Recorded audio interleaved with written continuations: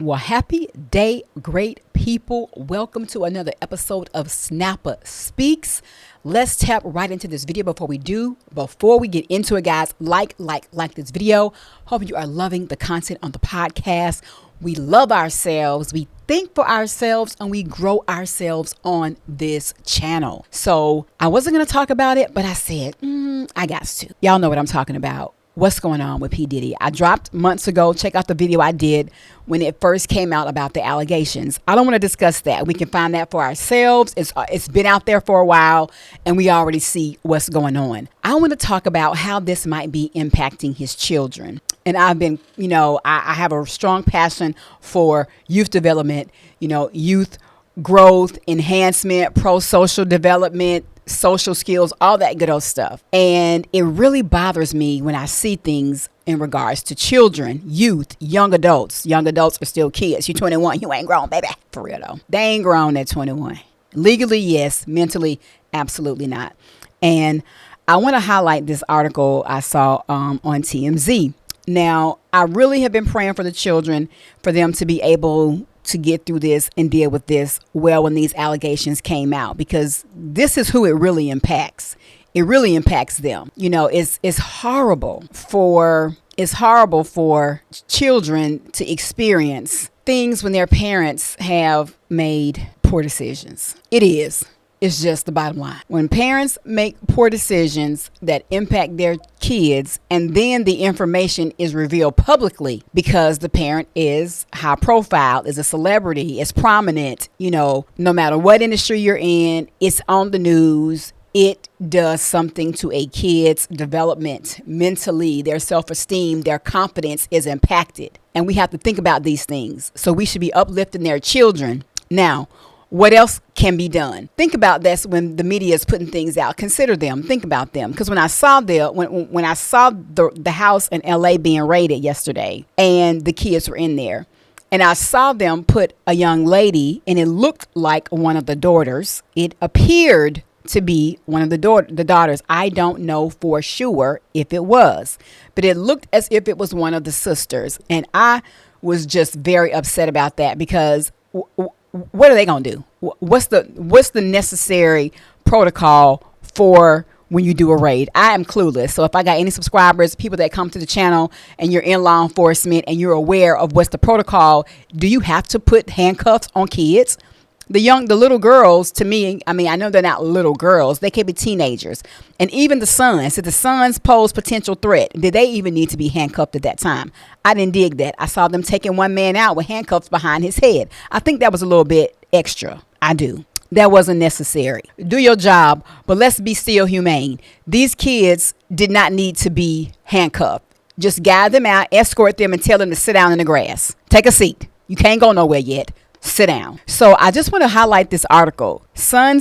Diddy's sons, King and Justin Combs, leave his LA mansion after raid. And I'm not going to really read the full article, but I feel like, it could have been handled a lot different. Diddy's two sons were hauled out of his LA home during a federal raid. Came back to the property late at night, but they left very quickly thereafter with their stuff in tow. Should they have left the home? I don't know. After that situation, they probably don't want to be there. Just the vibe, the mindset, the energy, and maybe because he's not there, it, put a bad taste in their mouth. And maybe they just don't want to be there, period. I don't know.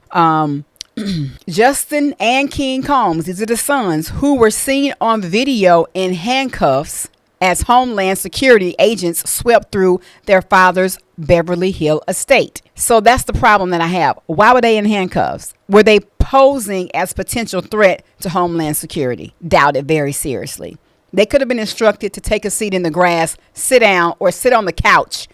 Sit down and zip it, or whatever it is you do. But I don't feel as though they should have been handcuffed. Not unless they have been implicated. But even if they've been implicated, you ain't got to put them in handcuffs. Ended up arriving and eventually hightailing it late Monday night. This after the feds had a good look around. Okay, so once the raid was over and the streets cleared, they were told the house seemed relatively empty. Justin came back to the property around 10:30 p.m. and I guess he got his stuff out. It was told, appeared to him gathering boxes and her luggage. And let me keep scrolling. So Justin eventually gathered his belongings and left, and that King arrived separately a couple of hours later, and two appeared to gather his things and left. So I'm sure that it's tainted. You don't hear anything about the sisters in this article, at least from what I've read. There were other people in the mix as Justin and King were coming and going, but unclear who they might have been. In any case, we're told nobody's been back to the property for now. Okay, Justin and King were directly involved in Monday's raid in LA, with them being led out by federal agents and eventually thrown into handcuffs as Homeland Security swept through the home and poked around. See, that's the problem that I have. Why were they in handcuffs? Sources with direct knowledge tell us that nobody in Diddy's family was arrested Monday. Great. That's really, really good. So why were they handcuffed? I just don't appreciate that. And that goes for him as well. At this point, we're told his movements are unrestricted. Okay. Clearly, the Combs boys didn't want to linger around and wait for any other surprises. So at this point, it seems they're rendezvousing somewhere else. No word on where they go. Okay. So that's just pretty much primarily, the highlight for me is to speak on the fact of, I don't like the fact that they had to be put in handcuffs. And what is this doing to their psyche? Now, I know it's been alleged that there's some things that were going on where one of the sons were involved in a crime. I'm going to say that. And I don't know. I know which one, but I'm not going to say I know what they allege and who they're saying which son it is. However, until further facts come out, I'm just not even going to go there. It's out there on social media in regards to YouTube. Most of the news stations have some report on the previous incident. Yet and still, if they weren't arrested, they didn't need to be handcuffed. And that's just the problem that I have. Adults, we have to do things in ways that it doesn't impact our kids, and it really is unfortunate of what's going on with P. Diddy. It really is.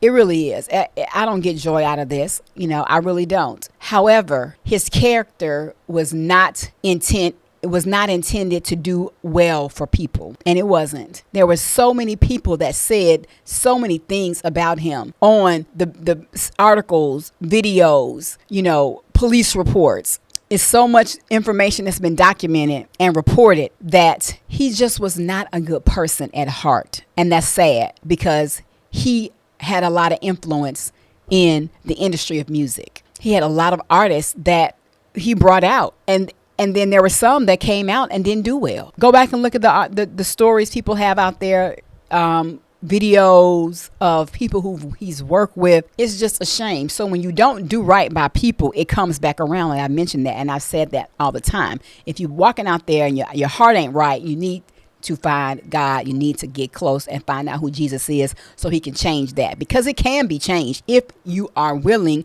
and you want to make the change. Look how long God gave him the opportunity to make a change within himself, and he failed to do so. Now, I just hope that his kids are able to continue to develop in a pro-social way and, forgive the dad. I don't know what type of feelings they have for him. If they're angry, if they're frustrated, if they're, mad, I'm sure they have an array of emotions that are going on within them at this point. So hopefully for them, they'll be able, especially the two little girls, they will be able to make amends and within themselves and move and keep moving in spite of. Love him because he's their dad, but know that the person he is he needs to be better. He needs to be better. And it's just amazing to me how long God allowed, yes, I do say God allowed him to continue to do and make those choices that he made. And for him not to want to make the change and continue to be the type of person that he was, it was inevitable that God was going to pull a hard stop.